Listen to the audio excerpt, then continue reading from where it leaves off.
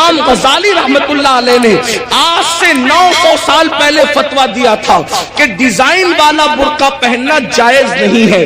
900 سال پہلے عورتوں کو ڈیزائن والا برقع پہننے سے منع کر دیا گیا۔ کو باہر نکلتے وقت تو خوشبو بھی نہیں لگانا چاہیے اور برقع بھی ان کو ایسا پہننا چاہیے کہ اتنا ڈھیلا ڈھالا برقع ہو کہ ماں اللہ اکبر کہ پہننے والی عورت جو ہے وہ اس کا جسم چھوٹا ہے یا بڑا ہے، اس کا جسم دبلا ہے یا موٹا ہے، اس بارے میں کسی کو اندازہ نہ ہو۔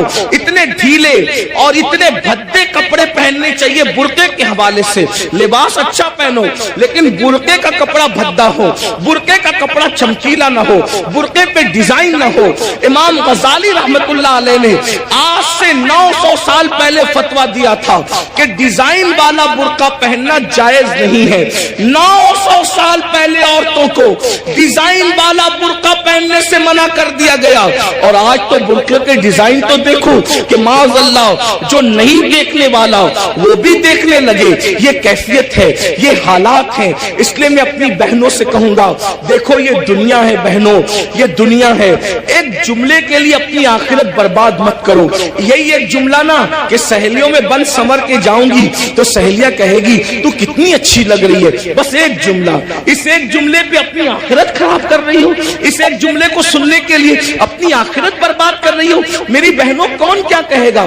سہیلیاں اتنا کہے گی، رشتہ دار کی عورتیں اتنا کہے گی تو کتنی اچھی لگ رہی ہے، اور بڑھ کر ایک لمبی گالی بھی دے دے گی کہ تو بالکل ہیروئن کی طرح لگ رہی ہے۔ میں سمجھتا ہوں کہ ہم کو کوئی ہیرو یا ہیروئن کہے اس سے بڑی کوئی گالی مجھے نہیں لگتی۔ کیوں؟ اس لیے کہ ہیرو ہیروئن کون ہے؟ یہ وہ لوگ ہیں جو اسکرین کے سامنے آ کے زنا کرتے ہیں، یہ ناچتے ہیں۔ تو کس کوئی ہم کو نچنیا بھئی اگر کوئی کہے کہ تو مولانا لگ رہا ہے تو مولانا کا مطلب کیا؟ علم والا۔ مولانا کا مطلب کیا؟ شریف۔ مولانا کا مطلب کیا؟ نمازی۔ مولانا کا مطلب کیا؟ متقی، پرہیزگار۔ اب اگر کوئی کہے کہ تو ہیرو لگ رہا ہے، کہ تو ہیروئن لگ رہی، تو آپ مجھے بتائیں کہ وہ لوگ کیا کیا کرتے ہیں۔ میں کسی سے نفرت نہیں کرنے کی بات کر رہا ہوں، میں کوئی نفرت کی بیج نہیں بولنے آیا ہوں، لیکن ایک بات کہتا ہوں، اسکرین پر آ کر کے زنا کرتے ہیں کہ نہیں کرتے؟ فاحشہ عورتوں سے بھی زیادہ گندے یہ لوگ ہیں کہ فاحشہ عورتیں تو چھپ کر کے گھروں میں زنا کرواتی ہیں، لیکن یہ تو اسکرین پر آ کر کے زنا کرتے ہیں، کیمرے کے سامنے آ کے زنا کرتے ہیں، بدکاریاں کرتے ہیں، اور تم خوش ہوتے ہو کہ مجھے تو یہ کہا جا رہا ہے، فلمی اداکارہ سے تشبیہ دی جا رہی میں کتنی اچھی لگ رہی ہوں۔ میری بہن یہ گالی، اور سن لو ایک ایسا گندا جملہ سننے کے لیے تم اپنے نبی کو ناراض کر رہے ہو، تم اپنے خدا کو ناراض کر رہے ہو۔ اللہ اکبر۔ اس لیے میری گزارش ہے، یہ دنیا ہمیشہ نہیں رہنے والی، یہ دنیا نے ہمیشہ نہیں رہنا، دنیا نے ختم ہونا ہے، بلکہ دنیا جب ختم ہوگی ہماری زندگی تو دنیا ختم ہونے سے پہلے ہی ختم ہو جائے گی۔ اور بزرگوں نے فرمایا قیامت جب آئے گی ضرور آئے گی، لیکن اس کی قیامت تو اسی دن آ گئی۔ کب آ گئی اس کی قیامت؟ جس دن ہماری روح کا رشتہ ہمارے جسم سے ٹوٹ گیا، جس دن ہمارا انتقال ہو گیا، اسی دن ہماری قیامت آ گئی۔ اب ہم آخرت کی تیاری نہیں کر سکے۔ میں اپنی بہنوں سے پوچھنا چاہتا ہوں اور آپ سے بھی کہنا چاہتا ہوں، کبھی تصور کیا، اپنی قبر کا تصور کیا؟ ایک دن ہم قبر میں جائیں گے، ضرور جائیں گے، قبر کے اندر داخل ہوں گے، ضرور داخل ہوں گے۔ سوچو تو صحیح، وہاں کا اندھیرا سوچو، جانا تو ہے، اس کا کوئی انکار کر سکتا ہے؟ نہیں کر سکتا۔ جانا تو ہے قبر میں، اندھیرا ہے، کروٹ بدلنے کے لیے بھی جگہ نہیں ہے، وہاں کیڑے ہیں، وہاں مکوڑے ہیں، وہاں سانپ ہے، وہاں بچھو ہے، کوئی بچانے والا نہیں، کوئی مدد کرنے والا نہیں، کوئی مددگار نہیں۔ ذرا میرے بھائیوں غور کرو، میری بہنوں غور کرو، وہ وقت کیسا ہوگا؟ تھوڑی دیر کے لیے، ایک لمحے کے لیے تصور کرو وہ وقت کیسا ہوگا جب ان گورے گورے خوبصورت نرم نازک گالوں کو قبر کے کیڑے کھا رہے ہوں گے۔ قبر کے کیڑے جب ان کو کھا رہے ہوں گے اس وقت کیفیت کیا ہوگی؟ ہاں یہ آنکھیں جس پر غرور اور تکبر اور گھمنڈ کرتے ہو، ان آنکھوں کو قبر کے کیڑے پی چکے ہوں گے، اس کے آنسو پی چکے ہوں گے، اس کے دیدے پی چکے ہوں گے۔ اور اللہ اکبر، یہ جسم، یہ نرم اور نازک جسم جس پہ بڑا گھمنڈ ہے انسان کو، اس کی چمڑی چمڑی، اس کا گوشت، ہڈیاں سب قبر کے کیڑے چٹ کر جائیں گے، اس وقت ہمارا کیا بنے گا؟ اس لیے میرے بھائیوں، میری بہنوں، اللہ سے ڈرو، ان سب چیزوں کی معلومات حاصل کرو کہ اللہ کا عذاب کیا ہے، اللہ کے عذاب کی شکلیں کیا ہے۔ اور آج میں تو یہ کہتا ہوں، قبر میں جو عذاب ہوگا وہ تو ہوگا، قبر میں جو سزا ملے گی وہ تو ملے گی، جہنم میں جو ملے گی وہ تو ملے گی، لیکن دنیا میں سزا اللہ دے رہا ہے۔ آج دنیا کے 90% لوگ جو ہیں بے چین ہے، بے قرار ہے، مضطرب ہے، وہ لوگوں کو سکون نہیں ہے۔ سب کہتے ہیں حضرت سکون نہیں ہے، کوئی کہتا ہے اللہ حضرت سب کچھ ہے سکون نہیں ہے، کوئی کہتا ہے بیٹی کو رشتہ نہیں ہے، کوئی کہتا ہے اولاد نہیں ہے، جس کو اولاد ہے فرما بردار نہیں ہے، فرما بردار ہے ان کو نوکریاں نہیں ہے، گھر میں روزی روٹی کا مسئلہ ہے۔ ہر مسلمان نہیں بلکہ ہر انسان کسی نہ کسی مسئلے میں الجھا ہوا ہے۔ یہ مسئلے کیا ہیں؟ یہ مسئلے نہیں ہے، یہ مسئلے جو ہے اللہ کے عذاب کی ایک شکل ہے، اللہ نے بطور عذاب مسلط کیا ہے۔ بیٹی کو رشتہ نہیں آتا، یہ اللہ کے عذاب میں سے ایک عذاب ہو سکتا ہے۔ یاد رکھنا، روزی کے لیے در در بھٹک رہے ہو، خدا کے عذاب میں سے ایک عذاب ہو سکتا ہے۔ سوتے ہو نیند نہیں آتی، نیند کی گولیاں لے کر بھی سوتے ہو پھر بھی نیند نہیں آتی، اللہ کے عذاب میں سے ایک عذاب کی شکل ہو سکتی ہے۔ اولاد نافرمان ہے، ماں باپ کو گالیاں دے رہے ہیں، ماں باپ کو گھر سے نکال رہے ہیں، ماں باپ کو ذلیل کر رہے ہیں، ماں باپ کو رسوا کر رہے ہیں، یہ سب کیا ہے؟ اللہ کے عذاب میں سے ایک عذاب ہے۔ اس لیے اللہ کی نافرمانی کرو گے تو یہی ہوگا۔ بہرحال آخری بات کے طور پہ عرض کر رہا ہوں، پھر آقا ارشاد فرماتے ہیں ہم لوگ اور آگے بڑھے، جب جہنم کا مشاہدہ کیا تو ہم نے دیکھا کہ کچھ ایسے لوگ ہیں جن کے ہونٹ آگ کی قینچی سے کاٹے جا رہے ہیں، آگ کی قینچی سے ہونٹ کاٹے جا رہے ہیں۔ میں نے پوچھا جبریل یہ کون لوگ ہیں؟ تو جبریل علیہ السلام نے عرض کی یا رسول اللہ یہ آپ کی امت کے وہ علماء ہیں، وہ مقرر لوگ ہیں جو قوم میں فتنہ پھیلانے کی بات کرتے تھے، قوم میں ایسی بات کرتے تھے کہ قوم میں فتنہ پھیلے۔ آج ان کے ہونٹ کاٹے جا رہے ہیں۔ اور ایک حدیث میں یہ بھی آیا ہے کہ یہ وہ مقرر لوگ ہیں، یہ وہ علماء لوگ ہیں جو لوگوں کو تو نیک کام کا حکم دیتے تھے مگر خود نہیں کرتے تھے۔ قرآن کہتا ہے لما تقولون ما لا تفعلون، وہ کیوں کہتے ہو جس پر خود عمل نہیں کرتے۔ اب یہاں یہ بات دھیان سے سن لے، غور سے سن لے، آخری بات کے طور پہ کن مقرروں کے ہونٹ کاٹے جا رہے ہیں آگ کی قینچی سے؟ جو لوگ امت میں ایسی بات کرتے تھے لڑانے کی، امت کو ڈیوائیڈ کرنے کی، امت میں فتنہ پیدا کرنے کی۔ آج دیکھ لیجئے بہت سارے مقرر ایسے دنیا میں ملیں گے آپ کو جو امت میں آتے ہیں بانٹنے کی بات کرتے ہیں، تقسیم کرنے کی بات کرتے ہیں، امت کے جو متفق علیہ مسائل ہیں اس سے ہٹ کر کے نئی باتیں چھیڑتے ہیں۔ مثال کے طور پہ 1857 سے پہلے پوری امت جو ہے وہ ہندوستان کے اندر پوری قوم جو ہے اس بات پر متفق تھی کہ اللہ نے اپنے نبی کو غیب کا علم عطا فرمایا، لیکن نئی بات لائی گئی اور قوم کو لڑایا گیا، اور یہ بات کہی گئی کہ نبی کو تو دیوار کے پیچھے کی خبر نہیں ہے۔ ایک نئی بات کر کے قوم کو لڑایا گیا، امت میں انتشار پیدا کیا گیا۔ اسی طرح 1857 سے پہلے اس ملک ہندوستان میں پوری قوم کا عقیدہ تھا کہ نبی زندہ ہے، نبی ہماری جانوں سے زیادہ قریب ہے، بلکہ قسمیں اٹھا کر مسلمان کہتا تھا تو زندہ ہے واللہ، تو زندہ ہے واللہ، میری چشم عالم سے چھپ جانے والے۔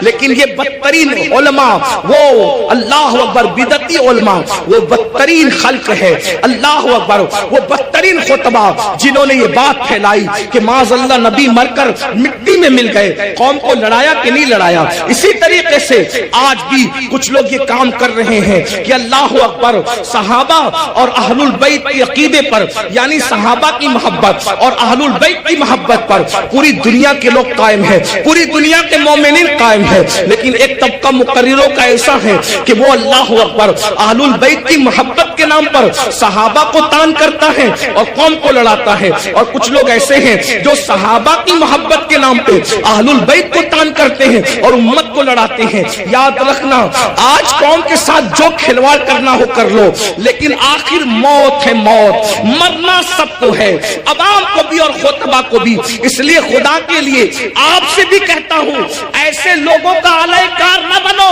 جو صحابہ کے نام پر اہل بیت پہ سوالیہ نشان کھڑا کرتے ہیں، اور ایسے لوگوں کا بھی اعلی کار نہ بنو جو اللہ اکبر اہل البیت کے نام پر صحابہ کو گالیاں دیتے ہیں۔ واللہ صحابہ ہماری ایک آنکھ ہے اور اہل بیت ہماری دوسری آنکھ ہے.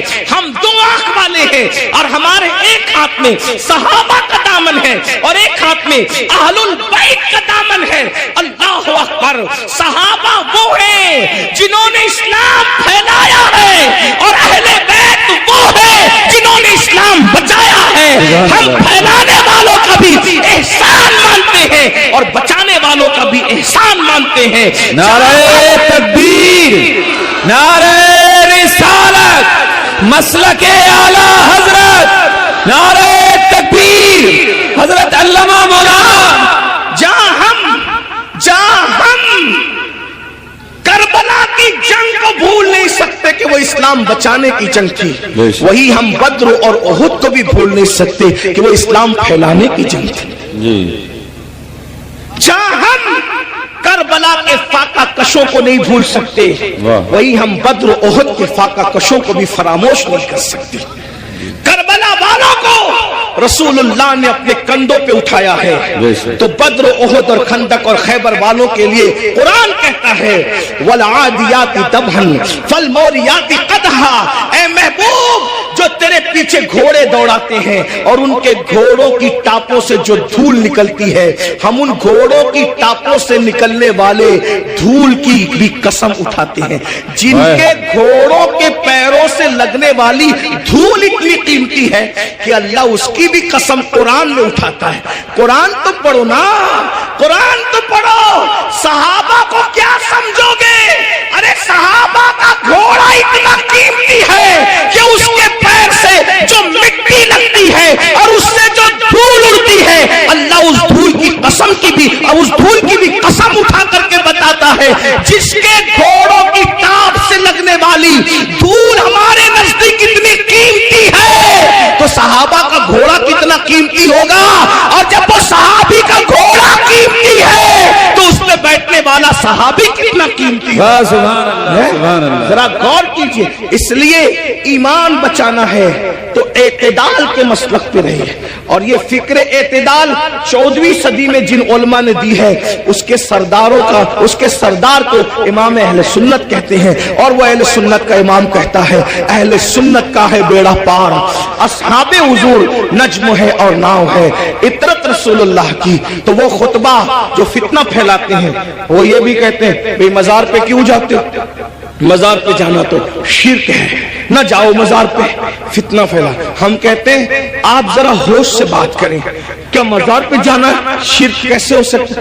رسول اللہ نے مزار پہ جانے کا حکم دیا، اور تو کیا معاذ اللہ حضور مزار پہ جانے کا جو حکم دے کر کیا شرک کا حکم دے رہے معاذ اللہ؟ کیا حضور علیہ السلام نے یہ نہیں فرمایا؟ آقا فرماتے ہیں کہ میں نے تم کو پہلے قبروں پہ جانے سے منع کیا تھا، اب تم قبروں پہ جایا کرو کیونکہ قبروں پہ جاؤ گے تو تمہیں تمہاری آخرت یاد آئے گی. لوگ اس کو بھول گئے، وہ کہتے نہیں جانا چاہیے، شرک ہے. ایک بات آپ سے کہتا ہوں آخری میں، مزار پہ جاؤ کوئی شرک نہیں، بلکہ اللہ کے رسول نے تو 6 سال کی عمر میں جو پہلا سفر کیا تو اپنے والد کے مزار پہ بھی تشریف لے گئے. اور بخاری مسلم آپ اٹھا کر کے دیکھیں، سیاستہ اٹھا کے دیکھیں کہ حضور علیہ السلام شہدائے احد کے مزارات پہ خود تشریف لے جاتے تھے. شہدائے احد کے مزارات پر اللہ کے رسول خود تشریف لے جاتے تھے. سید الشہداء امیر حمزہ کے مزار پر سیدہ فاطمہ الزہرا خود تشریف لے جاتی تھی. غور فرمائیں، آپ غور کیجئے، مزار پہ جانا شرک نہیں ہے. لیکن ایک بات آپ سے سنیوں سے کہنا ہے، میرے بھائیوں سے، مزار پہ ضرور جاؤ لیکن سنت کے مطابق جاؤ. آج ہماری سنی قوم اپنے مسلک کو خود بدنام کرتے ہیں. وہاں جا کر کچھ لوگ علم نہ ہونے کی وجہ سے سجدہ کرتے ہیں. ہمارے مذہب میں، اسلام میں، سجدہ کرنا اللہ کے سوا کسی کو جائز نہیں. آپ غلطی کرتے ہو. دیکھو، اگر کوئی مسلمان شراب پیتا ہے تو کیا اس کا الزام اسلام پر آئے گا؟ بولو بھائی، بتائیے صحیح کہہ رہا ہوں غلط کہہ رہا ہوں؟ اگر مسلمان شراب پیے تو کیا اس کا الزام اسلام پر آئے گا؟ بولے نہیں آئے گا، کیونکہ اسلام نے شراب حرام کیا ہے. اب کوئی شراب پی رہا ہے تو یہ اس کی اپنی نادانی ہے، اسلام کا اس میں کوئی قصور نہیں ہے. تو اگر معاذ اللہ کوئی جاہل ان پڑھ قبر پہ جا کے سجدہ کر رہا ہے تو اہل سنت اس کی تائید کبھی نہیں کرتے. ہمارے امام سیدی اعلیٰ حضرت نے تو پوری کتاب لکھی، الزبدۃ الزکیہ، سجدے تعظیمی کی حرمت پر آپ نے پوری کتاب لکھی. تو غیراللہ کو سجدہ تعظیمی حرام ہے، اور معاذ اللہ اگر عبادت کی نیت سے کرے تو شرک ہے۔ یہ ہم اہل سنت کا مسلک ہے۔ سجدہ کرنے کے بارے میں ہم سنیوں کو لوگ بدنام کرتے ہیں، جھوٹ بولتے ہیں، تجاول عارفانہ سے کام لیتے ہیں کہ ہم تائید کرتے ہیں۔ ہمارے کسی سنی ذمہ دار عالم نے کبھی قبر پر سجدہ کرنے کی اجازت نہیں دی، اس کی تائید نہیں کی۔ بھائی اگر ہم قبروں کو سجدہ کرتے تو پھر ہم مسجدیں کیوں بناتے؟ ہم اتنی محنت کر کے چندے کر کے مسجدیں کیوں بناتے؟ بھائی جو قبروں کو سجدہ کرے گا اس کی مسجد کیسے ہوگی؟ ہماری مسجدیں ہیں، اور آج بھی اتنی گنڈا گردی لوگوں نے کی ہمارے ساتھ، آج بھی پورے ملک ہندوستان میں نہیں بلکہ پوری دنیا میں سب سے زیادہ اگر کسی کی مسجدیں ہیں تو وہ صرف اور صرف ہم اہل سنت و جماعت کی مسجد۔ بے شک، سبحان اللہ۔ اتنی مسجدوں پر قبضہ کیا، ناجائز قبضہ کیا، چھینا، پھر بھی سب سے زیادہ مسجدیں ہماری ہیں۔ الحمدللہ دلی کی جامع مسجد کے بانی سے لے کر مراد آباد کی جامع مسجد کے بانی تک تاریخ اٹھا کر کے دیکھ لو، سب کے سب آپ کو اہل سنت ملیں گے، کوئی اہل بدعت آپ کو نہیں ملے گا، الحمدللہ رب العالمین۔ لیکن یہ بات سنیوں میں تم سے کہتا ہوں، قبروں پہ جا کے سجدہ مت کرو، اپنا اسلام بدنام ہوتا ہے، اپنا مسلک۔ اور ایک بات کہتا ہوں، جس چیز سے اللہ رسول نے روک دیا اس میں کبھی کوئی فائدہ ہی نہیں ہے۔ جب ہم اپنے نبی کو سجدہ نہیں کر سکتے تو ہم کسی ولی کو سجدہ کیسے کر سکتے ہیں؟ ہم کسی پیر کو سجدہ، آپ کو میری بات بری لگے گی تو معاف کرنا، لیکن یہ میں آپ کی آخرت کے لیے کہہ رہا ہوں۔ آپ سوچیں گے نہیں ہمیں تو فلاں نے بتایا، ایک بات جیسا کہ آپ لوگوں نے Ajmal Qadri network channel سے بیانات کو سماعت کیا ہے تو ہمارے چینل کو سبسکرائب کرنا بالکل ہی نہ بھولیں۔ ملتے ہیں اگلی ویڈیو میں۔ السلام علیکم۔